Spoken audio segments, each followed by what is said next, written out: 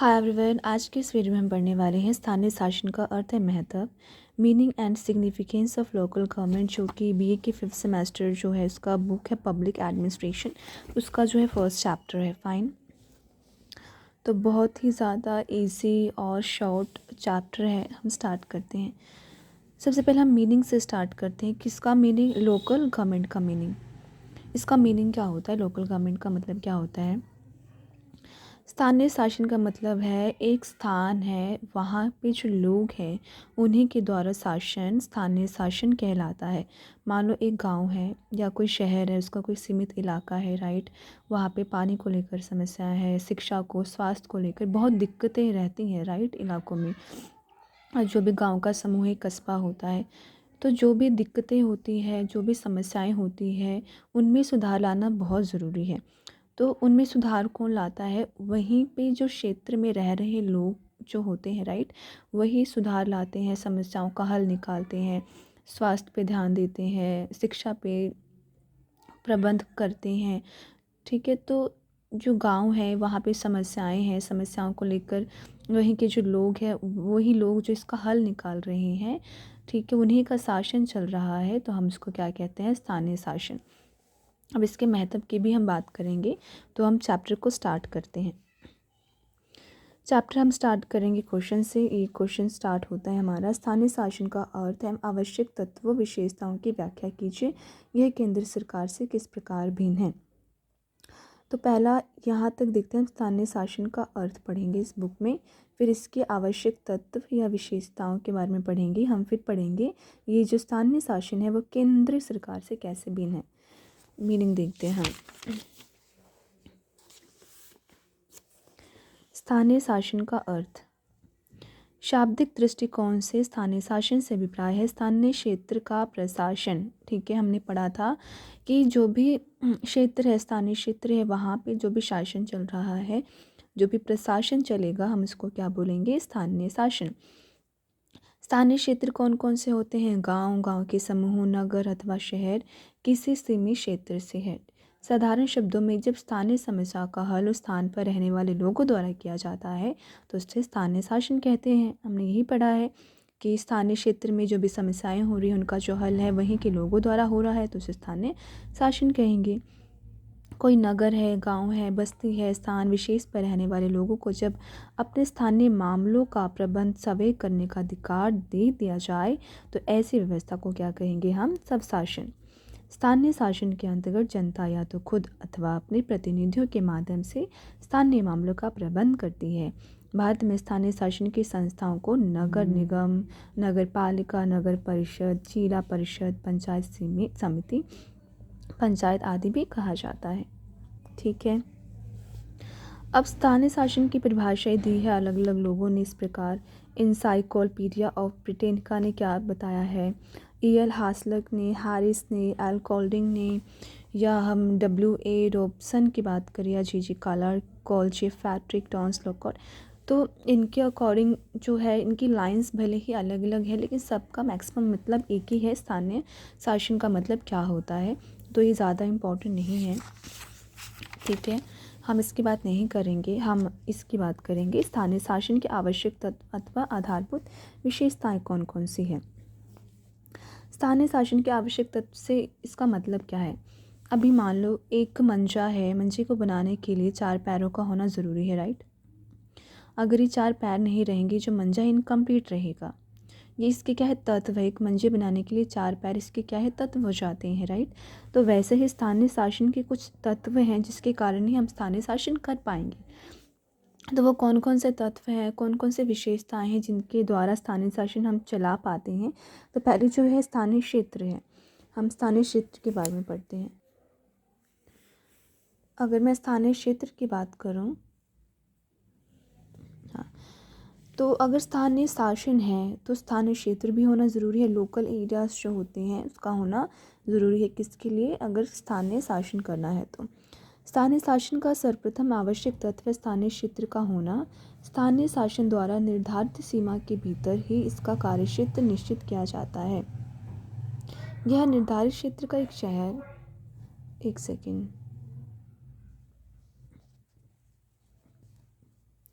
यह निर्धारित क्षेत्र का एक शहर, नगर, गांव अथवा गांव का समूह या एक जिला भी हो सकता है।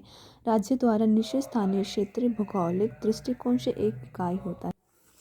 यही कारण है कि स्थानीय क्षेत्र के अंतर्गत आने वाले सभी नागरिकों की विभिन्न समस्याओं का समाधान सरलता से खोजा जा सकता है। स्थानीय शासन निश्चित क्षेत्र के नागरिकों की आवश्यकताओं को पूरा करने का प्रयास करती है। उल्लेखनीय है कि स्थानीय शासन क्षेत्र तक की आवश्यक सुविधाएं उपलब्ध करा सकती है। यही वजह है कि स्थानीय सेवाओं का लाभ स्थानीय जनता को ही मिल पाता है।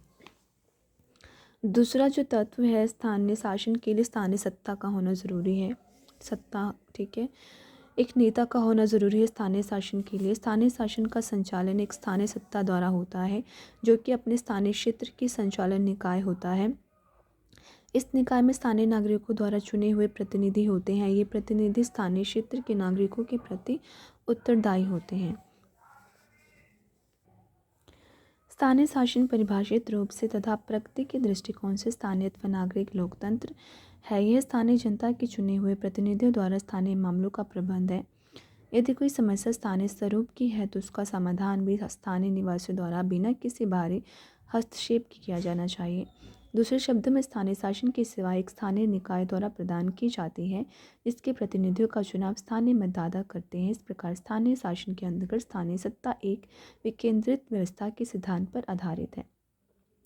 जो दूसरा तत्व है स्थानीय शासन के लिए, वो स्थानीय निवासी, स्थान में जो लोग रह रहे हैं, वो स्थानीय शासन का प्रमुख उद्देश्य उन कार्य को करना होता है जिससे प्राथमिक रूप से स्थानीय लोग को फ़ायदा हो सके। स्थानीय लोगों को यह फ़ायदा नागरिक सेवाओं, चिकित्सा सुविधाएं, जल सेवा, विद्युत आपूर्ति, रोशनी की व्यवस्था, गंदे पानी की निकासी, सड़कों की मरम्मत आदि द्वारा उपलब्ध कराया जाता है। स्थानीय शासन स्थानीय नागरिकों को ध्यान में रखकर ही उपरोक्त सेवाएं प्रदान करता है। स्थानीय शासन एक गृहिणी की तरह घरेलू कार्य करता है। यही कारण है कि स्थानीय शासन का लाभ स्थानीय लोगों को पहुंचता है। उल्लेखनीय है कि स्थानीय सत्ता द्वारा अर्जित लाभ किसी एक वर्ग विशेष को लाभान्वित नहीं करता, अपितु इसका उद्देश्य सामूहिक कल्याण होता है। यद्यपि स्थानीय शासन से राष्ट्रीय महत्व के बड़े बड़े कामों को करने की आशा नहीं की जा सकती तथा राष्ट्र निर्माण वाले छोटे छोटे काम भी कम महत्वपूर्ण नहीं हैं। ठीक है, जो चौथा पॉइंट है स्थानीय शासन के लिए है वो स्थानीय वित्त का होना बहुत ज़रूरी है। वित्त यानी कि पैसा, फाइनेंस। पैसे को, वित्त को किसी संस्था के लिए रक्तधारा के समान माना जाता है। राइट, पैसा का होना बहुत इंपॉर्टेंट है। ये रक्तधारा के समान माना जाता है। बिना पैसों के अथवा दुर्बल वित्तीय यानी कि कम पैसों के संसाधनों से कोई भी संस्था निष्प्रभावी, निष्क्रिय और अंततः मरणासन हो जाती है। स्थानीय शासन की यह विशेषता है कि इसके वित्त के अपने स्थानीय स्रोत होते हैं। प्राय अपने स्थानीय स्रोतों से ही वित्त के साधन जुटाता है और उसको स्थानीय मदों पर ही खर्च करता है। स्थानीय शासन अपने क्षेत्र के निवासियों को प्रदान की जाने वाली सेवाओं के बदले अधिभार स्वरूप अथवा कर के रूप में आय एकत्रित करता है। कर लगाने के लिए स्थानीय शासन को राज्य सरकार से अनुमति लेनी पड़ती है। इसके अतिरिक्त स्थानीय शासन को राज्य सरकार द्वारा अनुदान भी प्राप्त होता है और वे राज्य सरकार से कर्ज भी ले सकती है। स्थानीय शासन अपनी संपत्ति से भी वित्त एकत्रित करता है।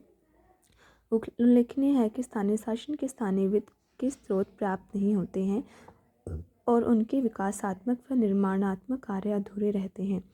भारत में 73 व 74 पे संवैधानिक संशोधन द्वारा स्थानीय शासन की संस्थाओं के पैसों के स्रोतों को बढ़ाने का प्रयास किया गया है। जो पांचवा पॉइंट है, क्या विशेषताएं हैं स्थानीय शासन की, वह स्थानीय भागीदारी। स्थानीय भागीदारी स्थानीय शासन का अभिन्न तत्व है। स्थानीय शासन के अंतर्गत स्थानीय संस्थाएं स्थानीय स्तर पर स्थानीय निवासियों के बीच रहकर कार्य करती हैं। इन संस्थाओं के प्रतिनिधियों का चयन प्रत्यक्ष रूप से स्थानीय निवासियों द्वारा किया जाता है। स्थानीय शासन अपनी योजनाओं के निर्माण और क्रियान्वयन को प्रत्यक्ष स्थानीय जनता के सम्मुख रखता है। नागरिकों की प्रत्यक्ष भागीदारी स्थानीय शासन द्वारा संचालित कार्यों को निर्देशित करती है। स्थानीय जनता की स्थानीय शासन में भागीदारी के कारण ही अत्यधिक लोकतांत्रिक बन जाता है। जो 6वीं विशेषता है, जनता का राज। स्थानीय स्वशासन की एक प्रमुख विशेषता यह है कि जनता का राज है, मतलब जनता इस व्यवस्था को खुद अथवा अपने निर्वाचित प्रतिनिधियों के माध्यम से चलाती है। इसके द्वारा स्थानीय स्तर पर प्रत्यक्ष रूप से लोकतंत्र की स्थापना होती है। भारत में प्रत्येक वह नागरिक जिसकी आयु कम से कम 18 वर्ष है स्थानीय स्वशासन की संस्था में भाग लेने का अधिकारी है। ठीक है, नेक्स्ट है दो भागों में विभाजित होता है, दो भागों यानी कि ग्रामीण और नगरीय में विभाजित होता है। स्थानीय स्वशासन की सफलता के लिए इन्हें दो भाग में विभाजित किया जाता है, प्रथम शहरी स्थानीय स्वशासन और दूसरा ग्रामीण स्थानीय स्वशासन। एक शहर में स्वशासन है, ग्राम में स्वशासन है, ठीक है। जो स्वशासन के अंतर्गत आता है नगर निगम, नगर परिषद, नगर पालिका। शहरी स्वशासन के अंतर्गत आता है और ग्रामीण स्वशासन में आता है जिला परिषद, पंचायत समिति तथा ग्राम पंचायत सम्मिलित हैं।